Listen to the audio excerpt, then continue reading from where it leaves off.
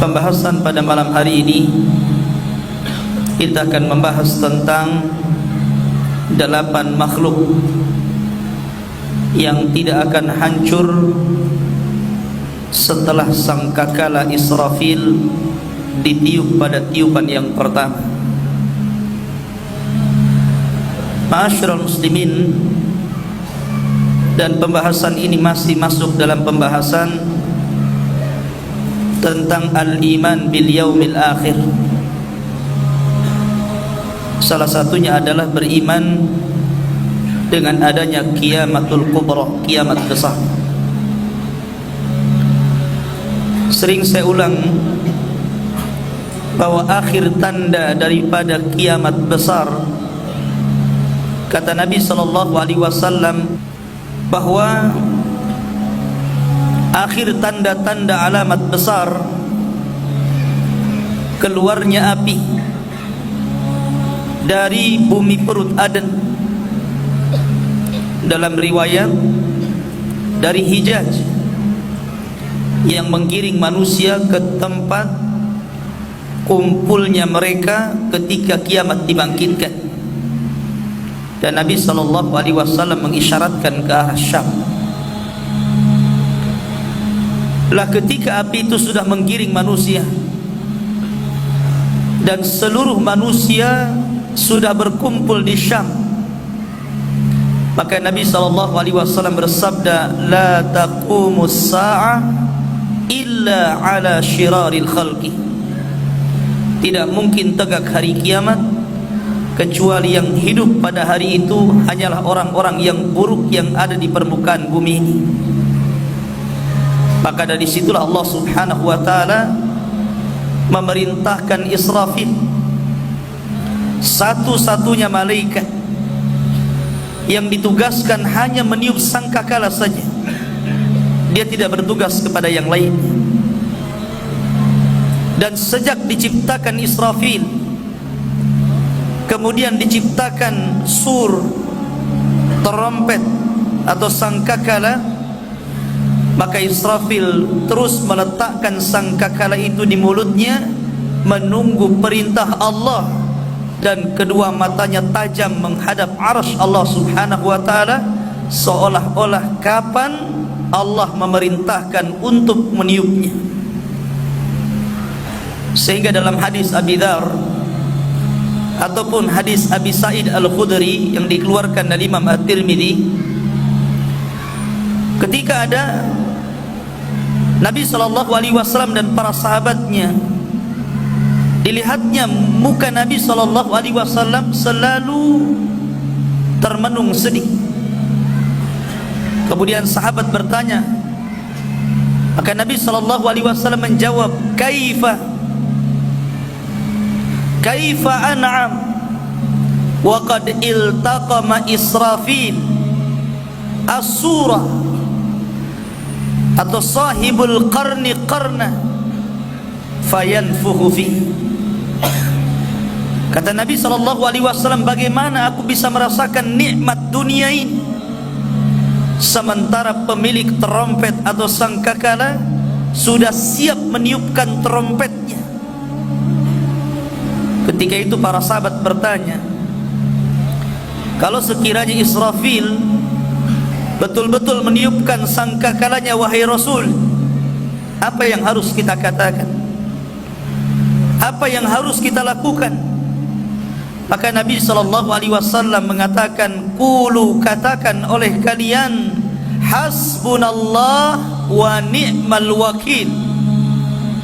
Cukuplah Allah, karena Dia sebaik-baik pelindung. Tawakkalna ala rabbina, kita bertawakal kepada Rabb kita. Ma'asyiral muslimin yang dimuliakan Allah Azza wa Jalla, dalam hadis Abu Hurairah radhiyallahu anhu, Nabi SAW menyebutkan jarak antara tiupan sangkakala pertama dengan sangkakala kedua selama 40, tanpa menyebut 40 tahun, 40 bulan, 40 minggu atau 40 hari. Disitulah Allah Subhanahu wa ta'ala hancurkan alam semesta ini sehancur-hancurnya.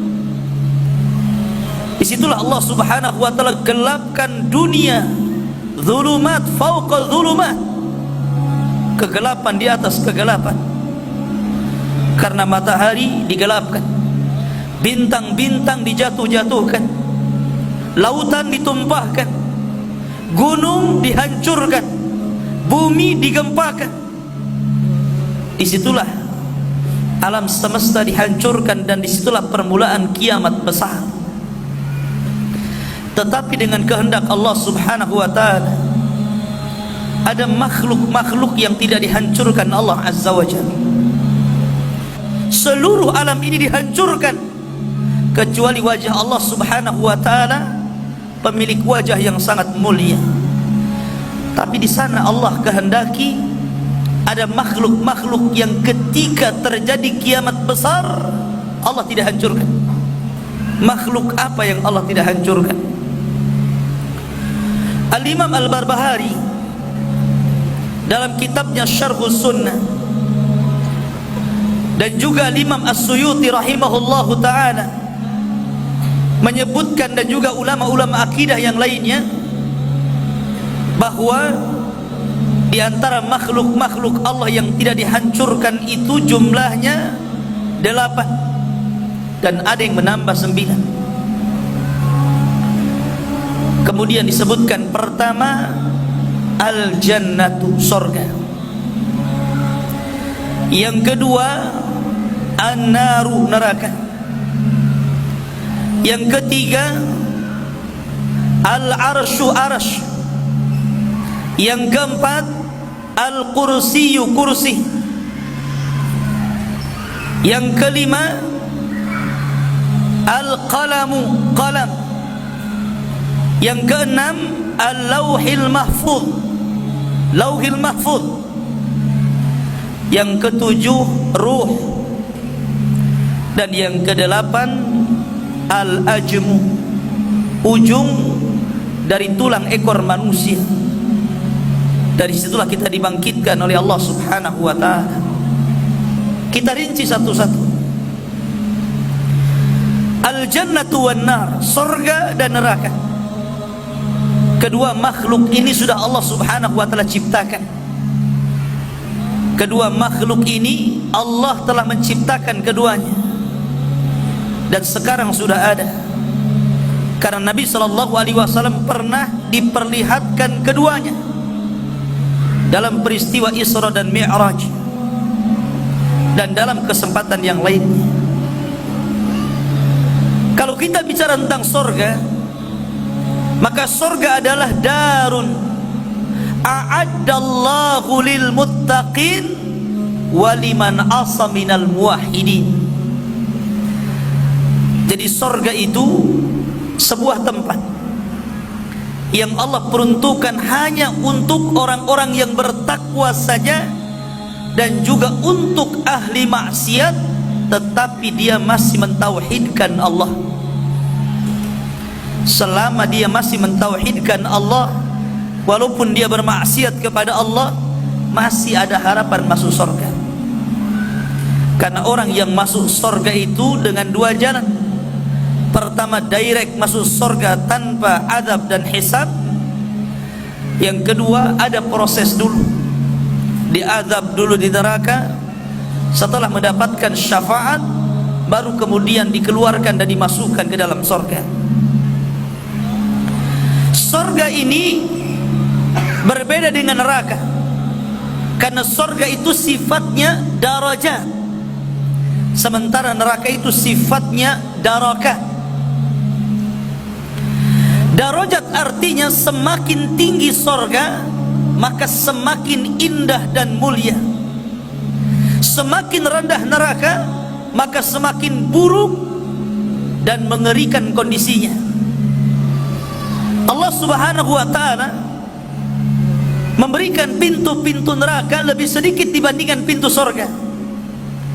Karena pintu surga itu 8, tapi pintu neraka itu 7. Dan ini ingin menjelaskan kepada kita bahwa rahmat Allah lebih luas dibandingkan kemurkaannya.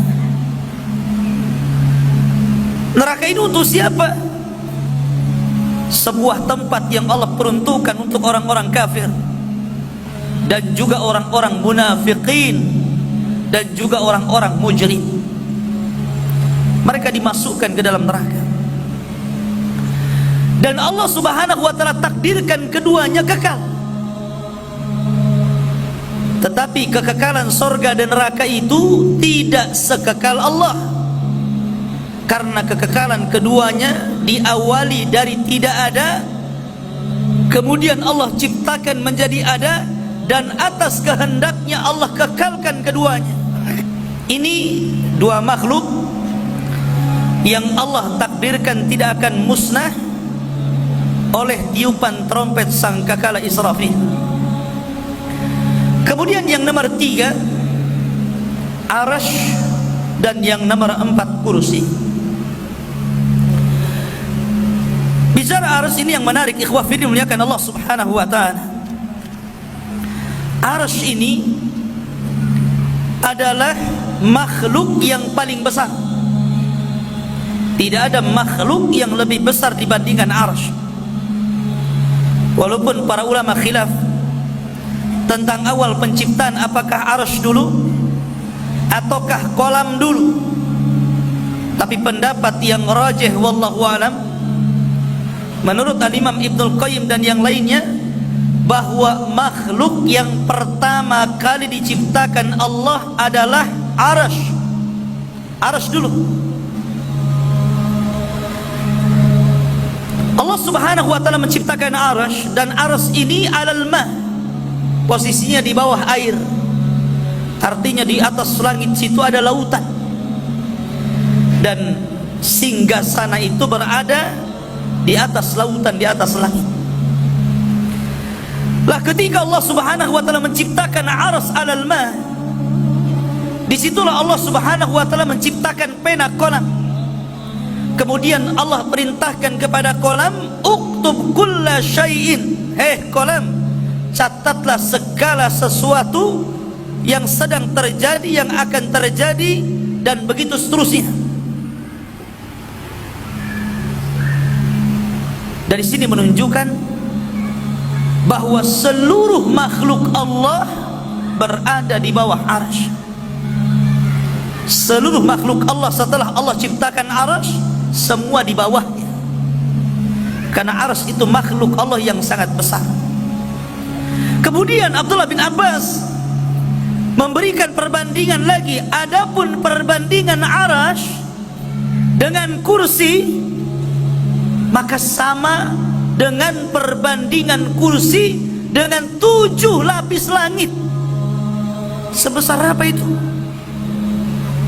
Nggak bisa membayangkan kita besarnya.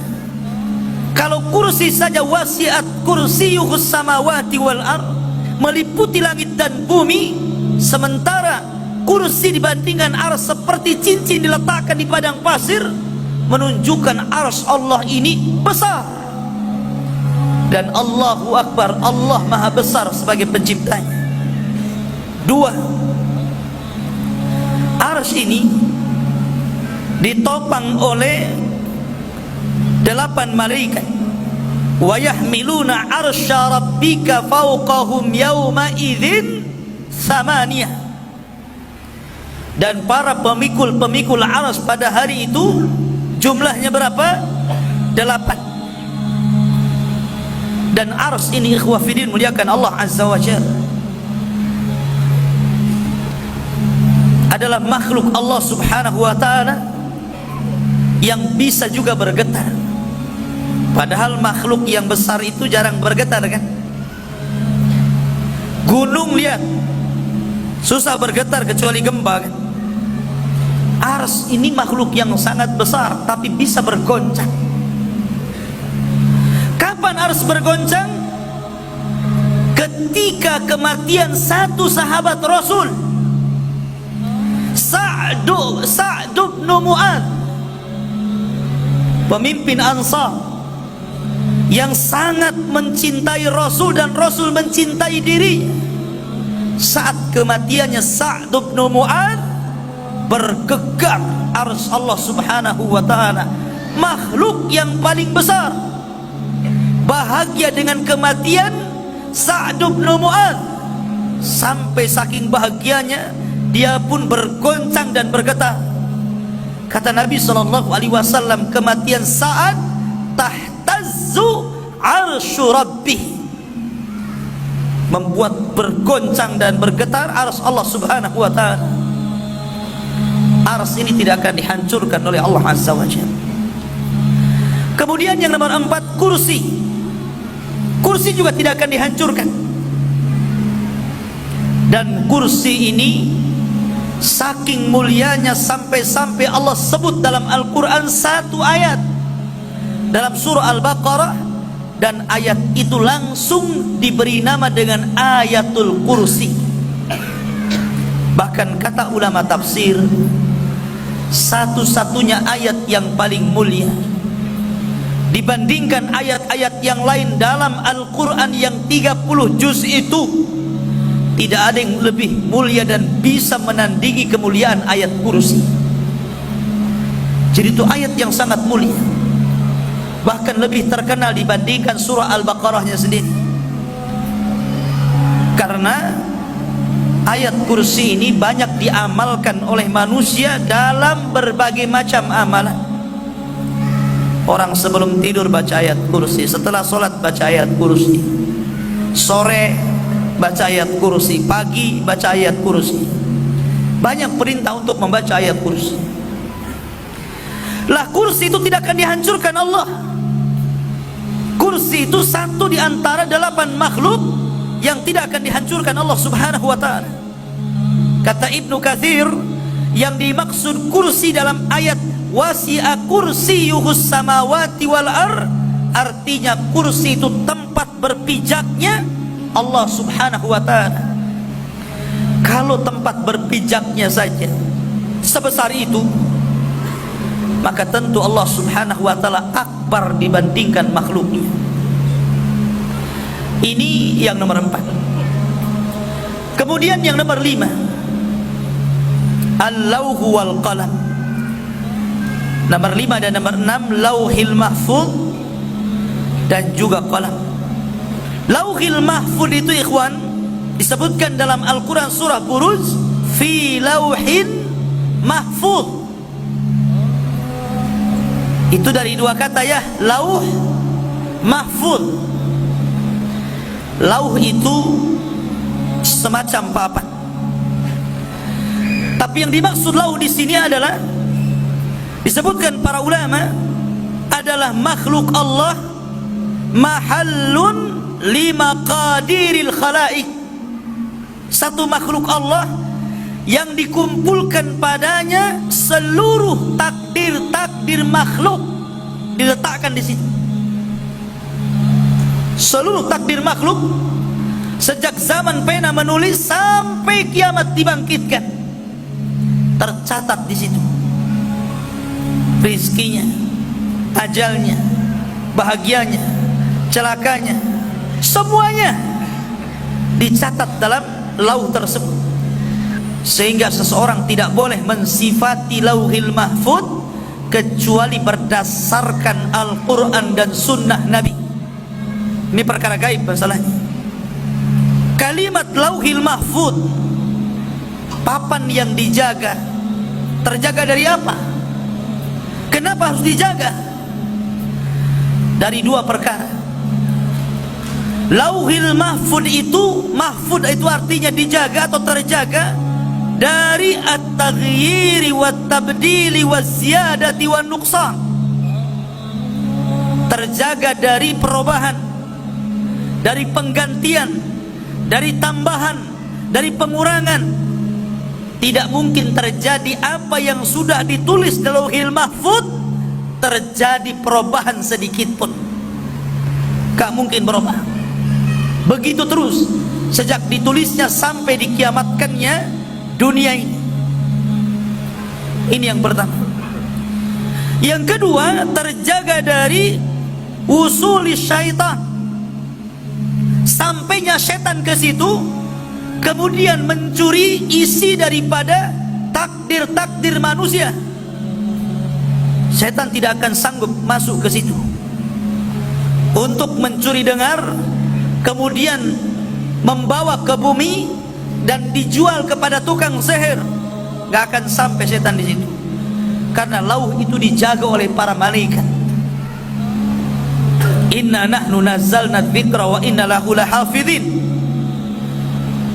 Allah menjaga lauhil mahfuz, tidak mungkin disentuh. Masyaallah muslimin yang dimuliakan Allah Azza wa Jalla, itulah juga makhluk yang dikecualikan lauh. Kemudian juga qalam. Yang nomor berapa itu? Nomor 6. Qalam. Nun wal qalami wa ma yasturun. Qalam, makhluk kedua yang Allah ciptakan.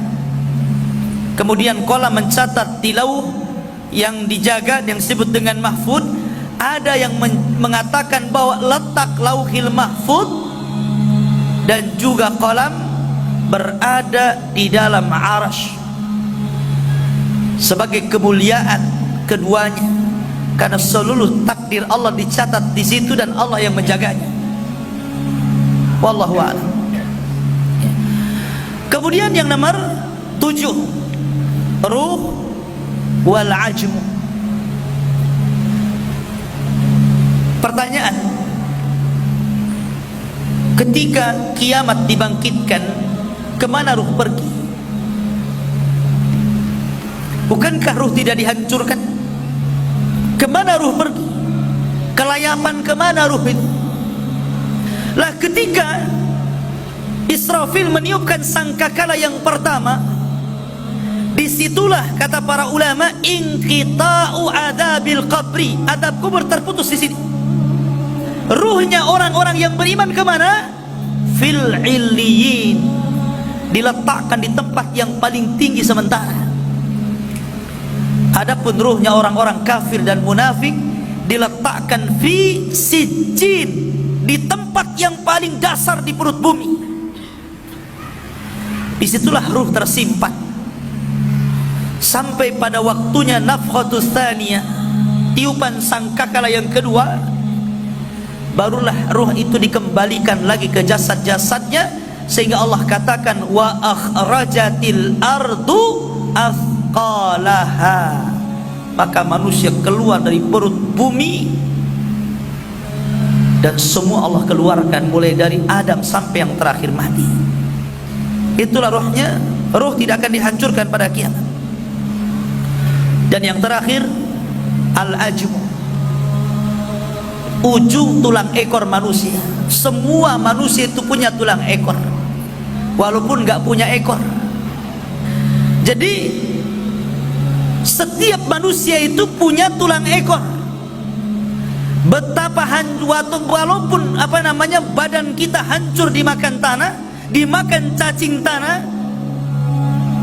dihantam oleh kiamat, tetap tulang ekor itu tidak akan hancur. Walaupun Allah hancurkan sehancur-hancurnya bumi, tetap tulang ekor manusia tidak akan dihancurkan. Yang kecil itu yang di ujung, karena Allah subhanahu wa ta'ala akan bangkitkan manusia dari situ. Dan Allah ketika membangkitkan yang kedua kalinya lebih mudah dibandingkan pertama kali menciptakannya. Tulang ekor itulah kita dibangkitkan Allah azza wa jalla.